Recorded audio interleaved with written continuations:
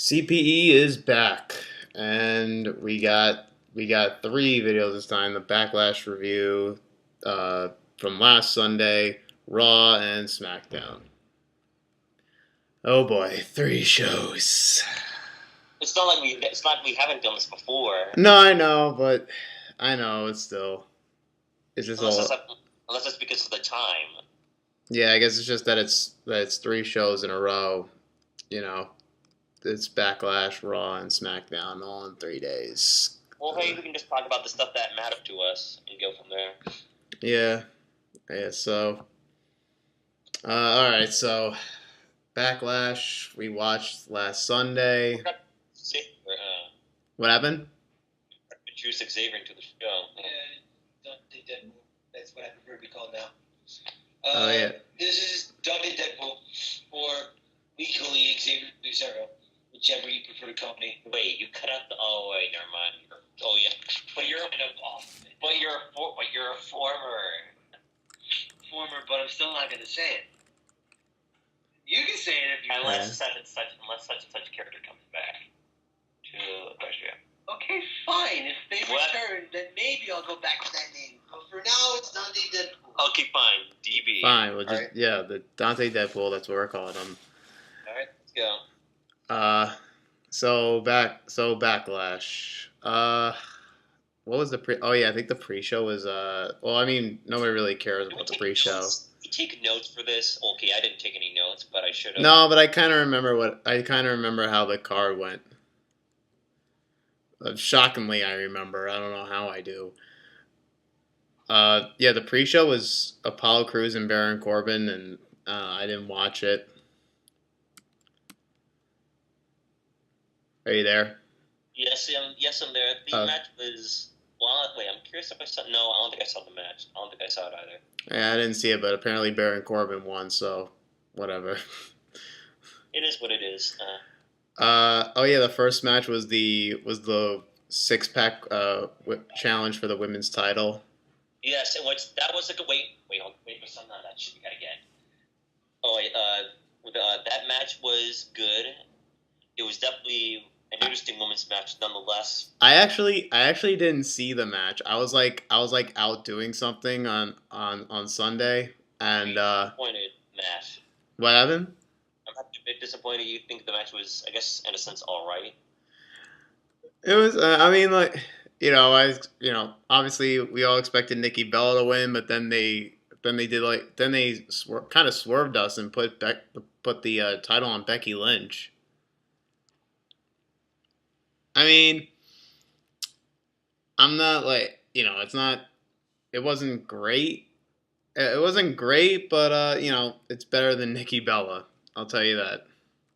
I was fine with Nikki Bella getting the win, but then again, it's fine with what the outcome was. With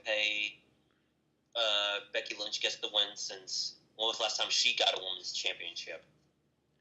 Well, this is her first. So never. This is her first time. But forget it. All right, then. There was no last time. This is her first. That sucks. Well, no, now I remember that, but I'm happy that she finally got the title. Yeah, I mean, it was, I guess it's fine in this case. I'm not too thrilled, but, hey, it's better than Nikki. Then what was the next match? I believe the next match was the Usos versus Hype Bros in that tournament to see who would face Slater and Rhino later on in that night, since American Alpha was hurt.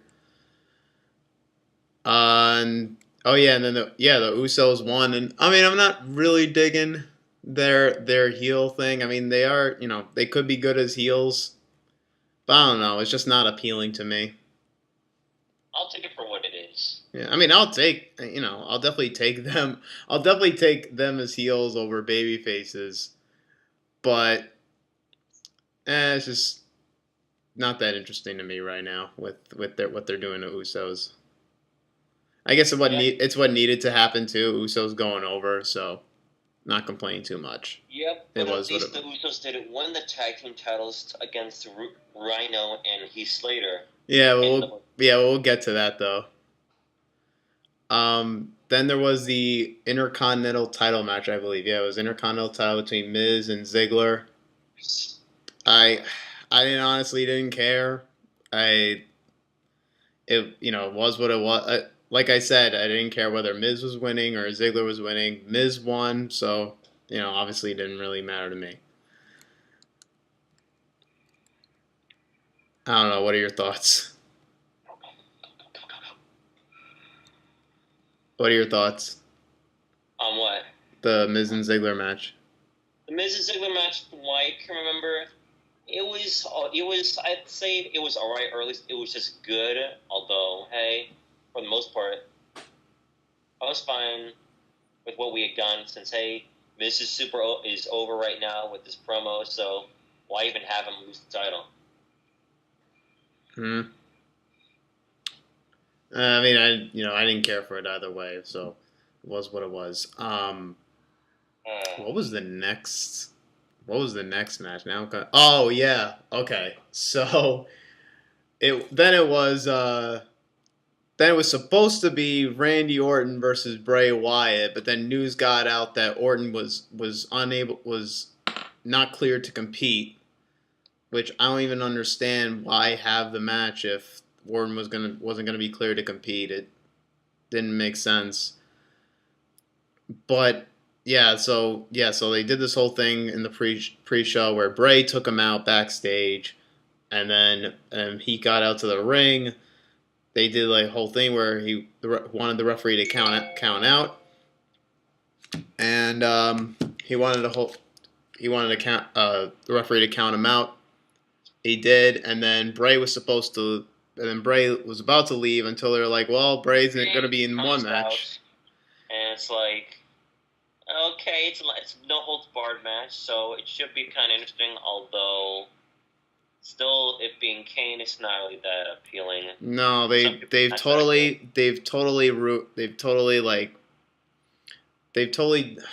I don't want to say ruined, but they totally made Kane really irrelevant. And it's such a shame because he is definitely one of the greats in WWE. At least he's kind of reverting back to his old character just a bit, but by just mainly being silent and laughing. And I think, but thanks to even though Randy Orton got involved anyway, RKO'd Bray, and then Kane beats him. It's like, oh, well, now what do you now like? How are we supposed to take Bray seriously? Like, even if he beats Randy Orton, how are we supposed to still take him seriously? Oh yeah. By the way, guess what Bray Wyatt's win-loss record is since he came to WWE?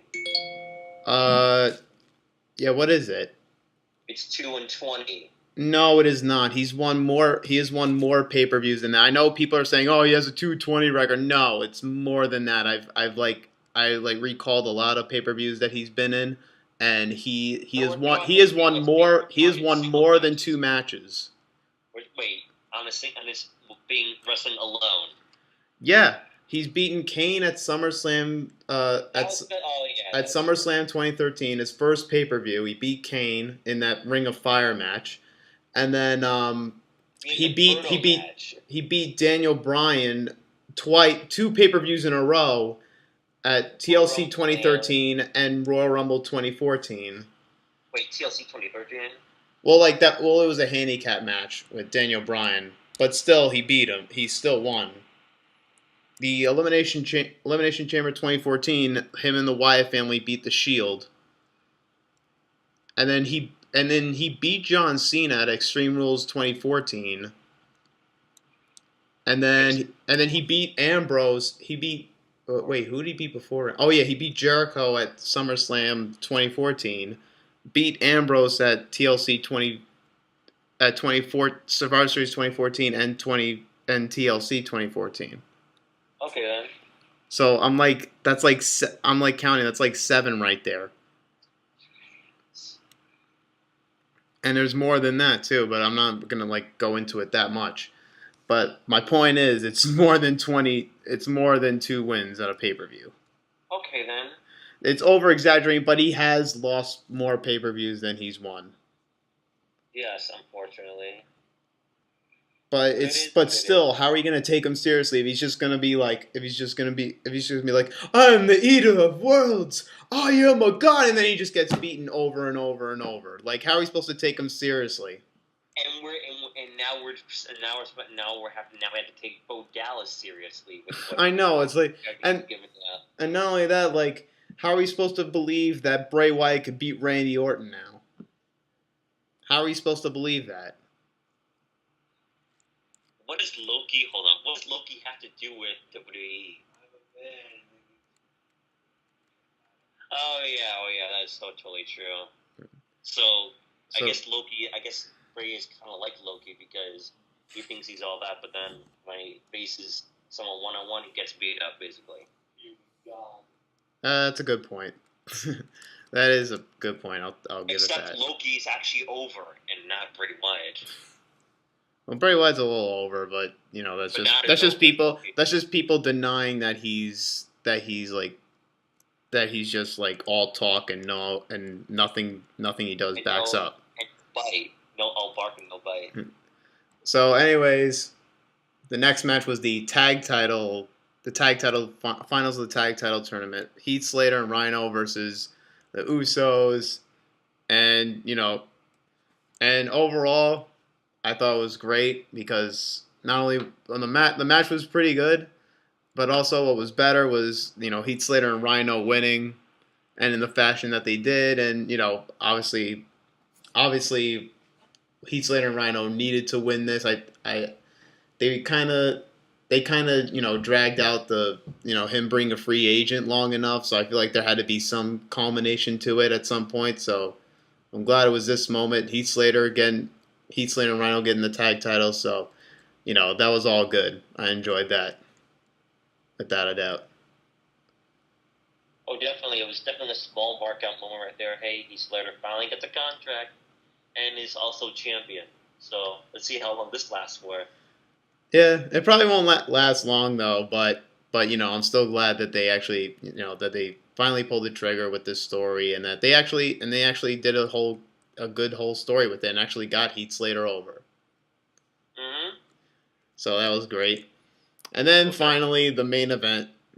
Wait, wow, that was there was only six matches on this show. Yeah, Styles versus Ambrose.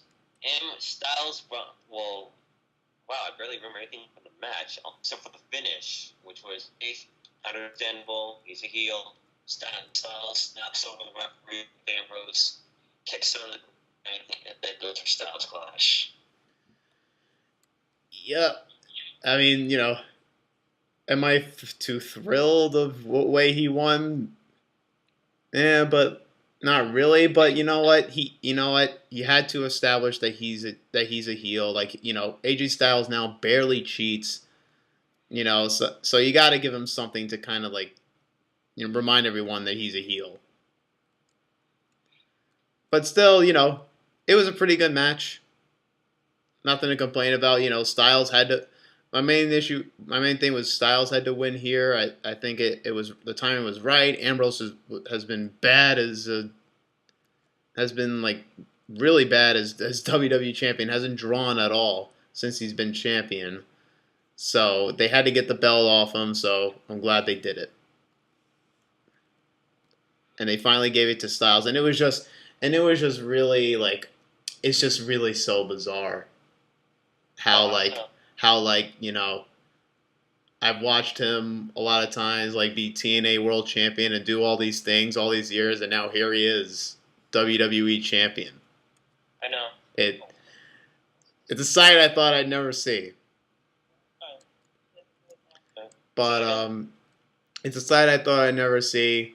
And plus, did you even think like once AJ Styles got into the Royal Rumble that just this year alone he was gonna be like sometime later this year he was gonna be WWE champ?